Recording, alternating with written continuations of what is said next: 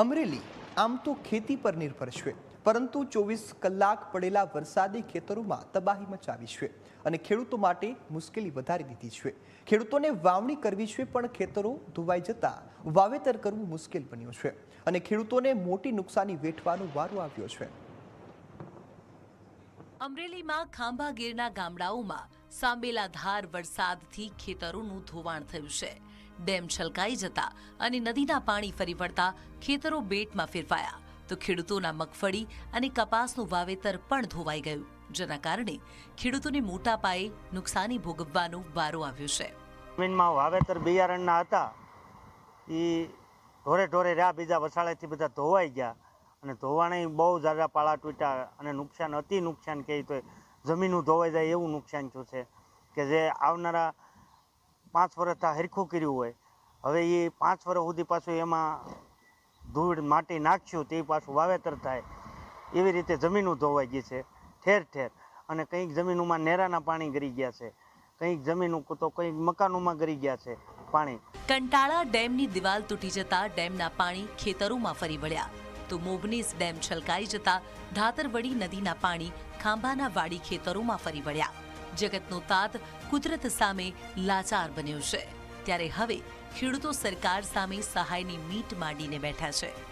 આવો વરસાદ મેં કોઈ દી જોયો નથી, એવો વરસાદ પડ્યો છે અને નુકસાન મારે બહુ જ થયું છે। કવો આખો મારો બાંધેલો તો એ ફાટી કવામાં બધું વહી ગયું વસ્તુ બધું, અને 600-800 મણ ડુંગળી હતી એ મારે પલળી ગઈ અને ધોવાણમાં માંડવી ધોવાઈ ગઈ છે, કવો આખો બુરાઈ ગયો છે। આવું મારું મોટું નુકસાન છે।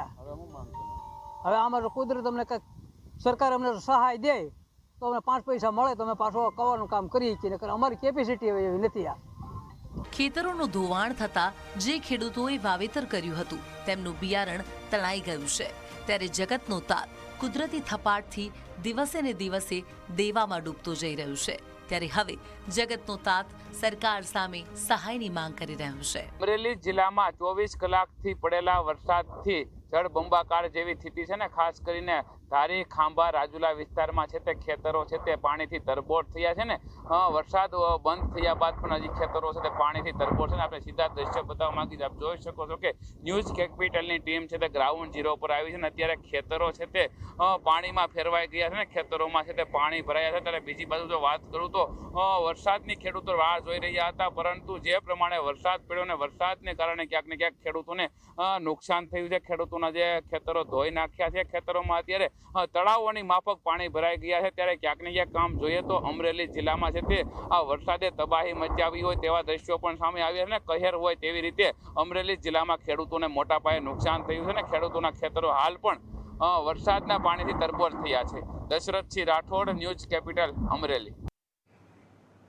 વેરાવળના ઉંબા ઇણાજ વચ્ચેનો મુખ્ય માર્ગ અતિ બિસ્માર બન્યો છે। તાજેતરમાં બનેલા પુલમાં મસમોટા ખાડા અને તિરાડો જોવા મળી પુલની તિરાડોથી મોટી દુર્ઘટના સર્જાવાનો ભય સતાવી રહ્યો છે। 10થી વધુ ગામોને જોડતો આ મુખ્ય માર્ગ છે તેની દુર્દશા થઈ છે।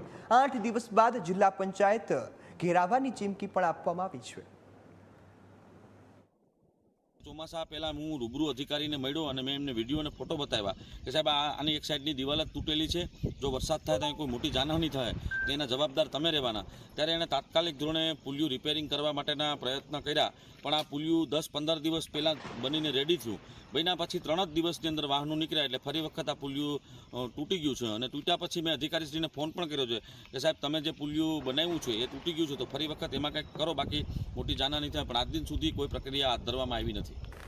રસ્તાની વાત કરવામાં આવે તો રસ્તો લોકો માટે સુખાકારી માટે હોય છે, પણ ક્યાંક ને ક્યાંક ઇણાજથી ઉંબા જતો જે ગ્રામ્ય વિસ્તારનો રસ્તો છે, હાલ તે 14થી 15 ગામને જોડતો રસ્તો છે। આપને સીધા જે દ્રશ્ય બતાવું તે પ્રમાણે આ જે ઉંબાથી ઈણા જવા માટે રસ્તો છે, ખાસ કરીને ઈણાજ ખાતે કલેક્ટર ઓફિસ આવેલી હોય છે, જિલ્લા પંચાયત આવેલી છે, SP ઓફિસ આવેલી છે અને અહીંથી વિદ્યાર્થીઓ પણ જતા હોય। ત્યારે આ જે પુલિયું છે તે 15 દિવસ પહેલાં જ બનાવવામાં આવ્યું છે। પ્રથમ વરસાદમાં જ ક્યાંક ને ક્યાંક ભ્રષ્ટાચાર થયો હોય તેવું સામે આવી રહ્યું છે। પ્રથમ જ વરસાદમાં આ પુલિયું છે તે બેસી ગયું છે અને આપ જે પ્રમાણે જોઈ રહ્યા છે તે મોટી જે તિરાડો છે તે પડી ગઈ છે। ત્યારે આ 15 દિવસમાં બનેલું જે પુલિયું છે હાલ તેમાં ક્યાંક ભ્રષ્ટાચારની ગંધ આવી રહી છે। ત્યારે અહીંયા સ્થાનિક લોકોનું કહેવું છે કે જો આ પુલિયું રિપેર કરવામાં નહીં આવે ને જો 15 દિવસમાં જો આ રસ્તો આવી રીતના થયો હોય અનેકવાર રજૂઆત કરવા છતાં 15 દિનમાં અનેકવાર રજૂઆત કરવા છતાં પણ તંત્રના પેટમાં પાણી નથી હલતું. ત્યારે હવે જો આ રસ્તો નવેરથી નહીં બને તો ગામના લોકો છે તે ગાંધી ચિંધ્યા માર્ગ ઉપર જિલ્લા પંચાયતનો ઘેરાવ કરશે.